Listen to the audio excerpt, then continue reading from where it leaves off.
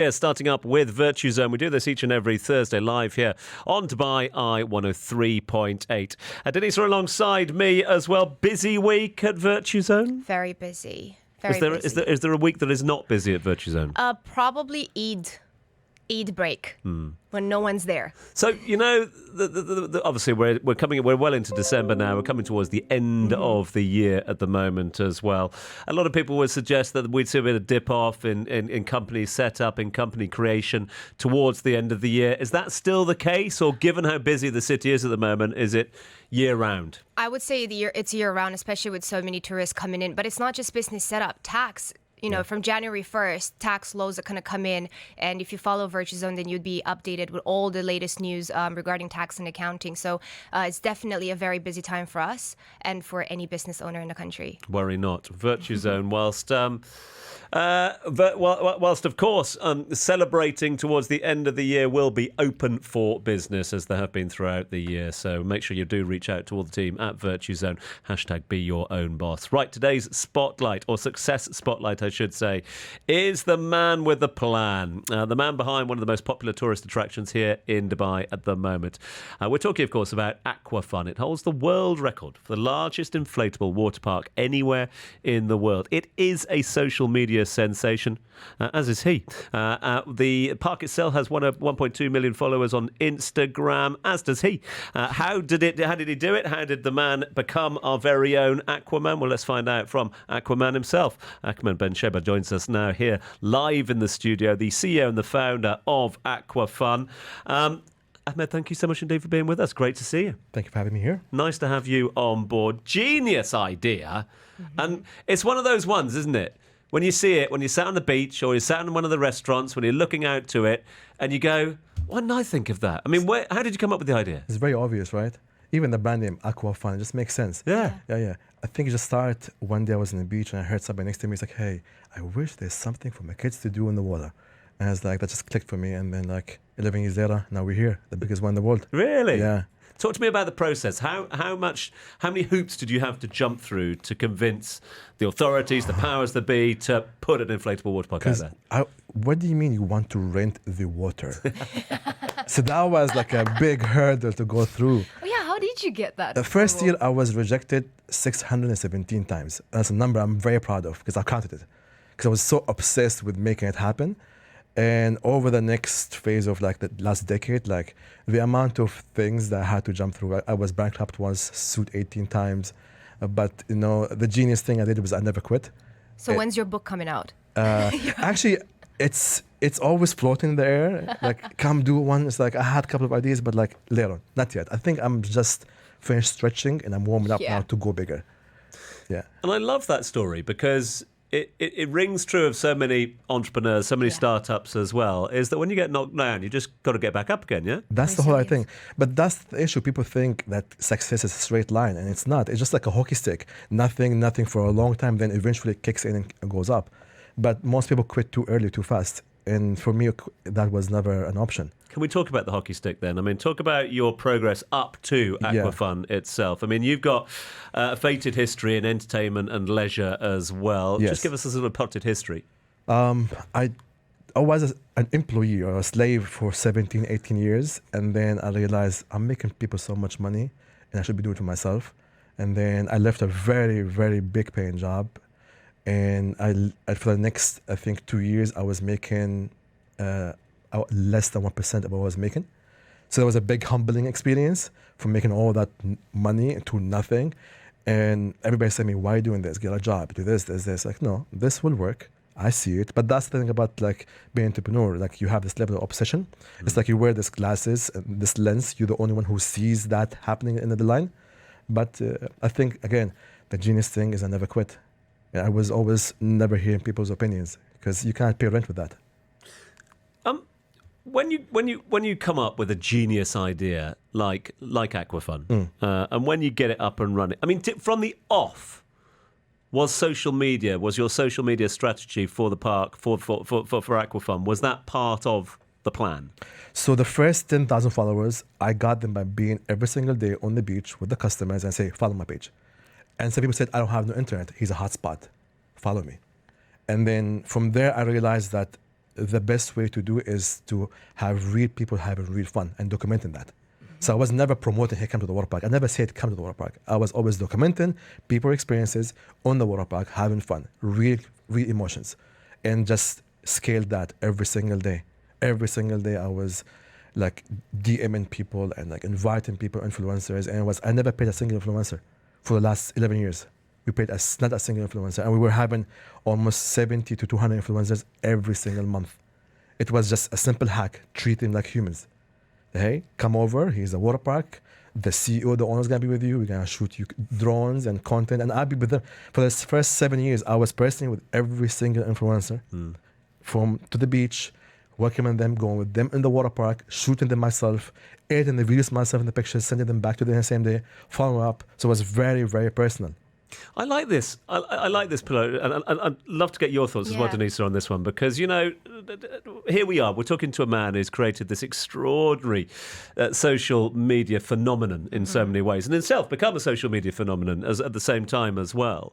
But the plan is that, you know, it didn't set out to go viral. You know, it's sort of that's evolved. That's come almost organically as well. Is that key? He's doing all the right things that he needs to do, because I was listening to you. So people, especially these days in the world of social media, we're very media literate as a society, and we can see through the screen if you're being genuine or not. And the simple fact that you are not selling anything. Never. And I say this a lot. It's just so much about creating a community online, and people see through, and they can see if something is genuine, and that's exactly what you did. Yeah, we were never like, I was so obsessed with the process, and the results just came in.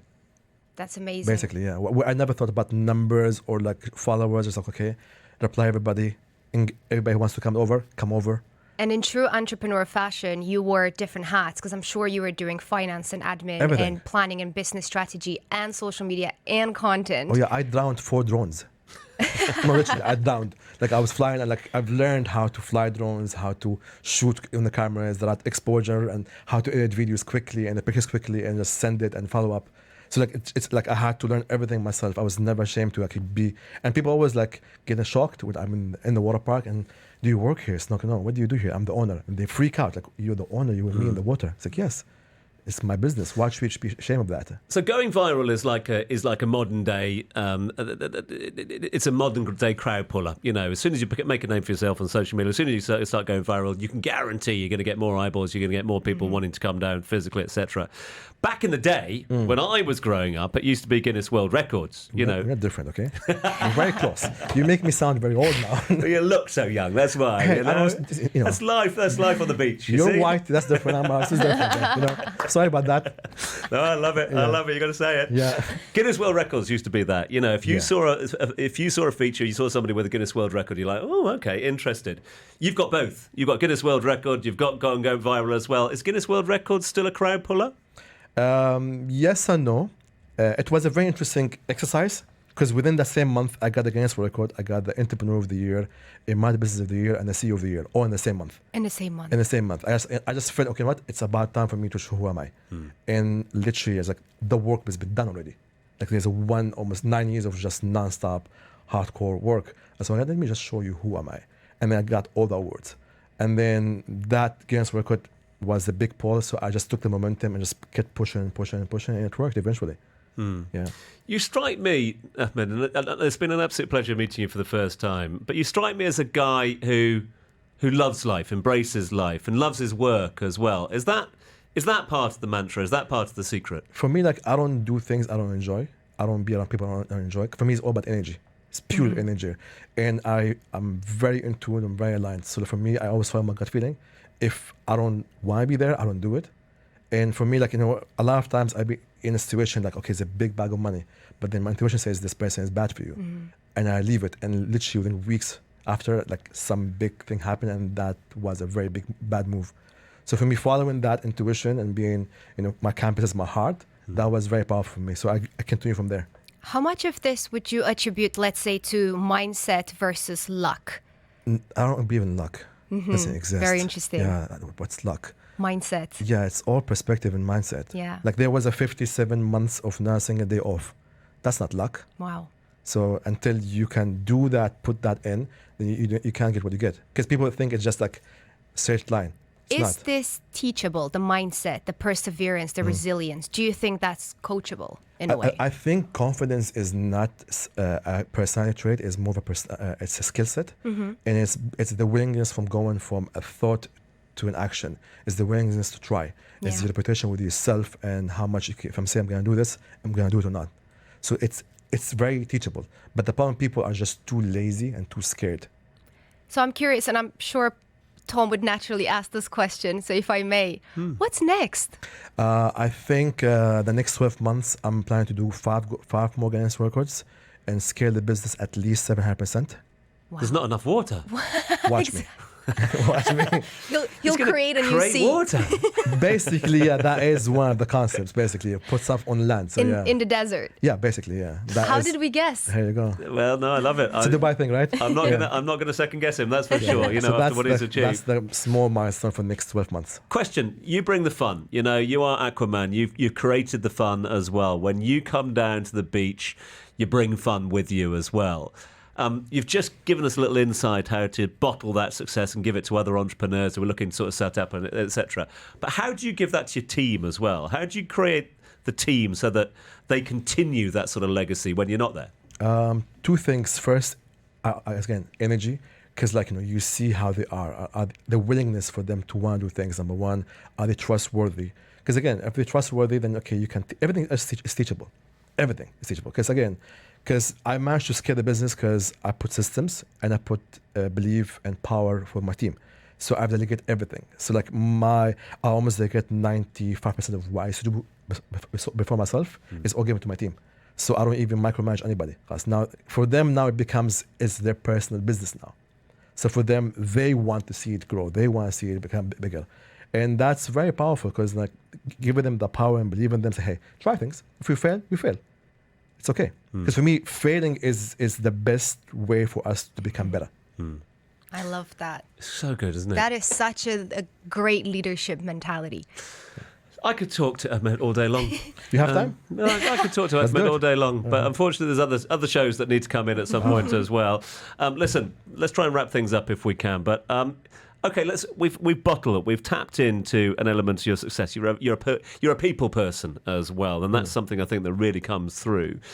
For those out there, for those going and knocking on the door at Virtue Zone, for those listening into the show at the moment, who are, well, like you were many years ago, sat in a job going, I could do more. I've got an idea. I want to sort of push through as well.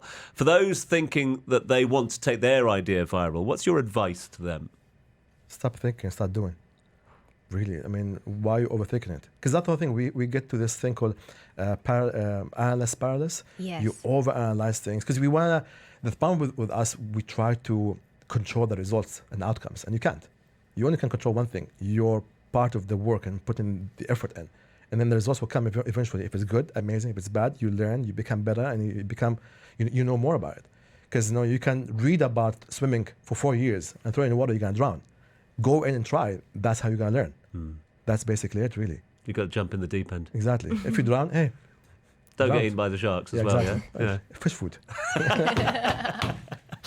Ahmed, listen, let's talk Aquafun. When are you open? How do people find out more? If somebody has not been to Aquafun, Shame on you.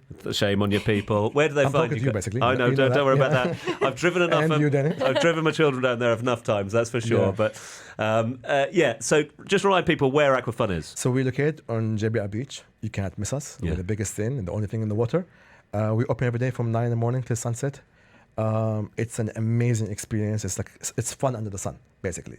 It burns calories. So an hour there will burn 700 to 1300 calories. So it's a good Okay. thing to do. Sold. Here you go. And again, we create an environment for you to go crazy and be safe. And the best thing about, everybody of us can have a different experience. So your kids from 6 years plus, they can have a different experience than you. And it's a good way to have, because you will never be able to do it. You'll fall a lot.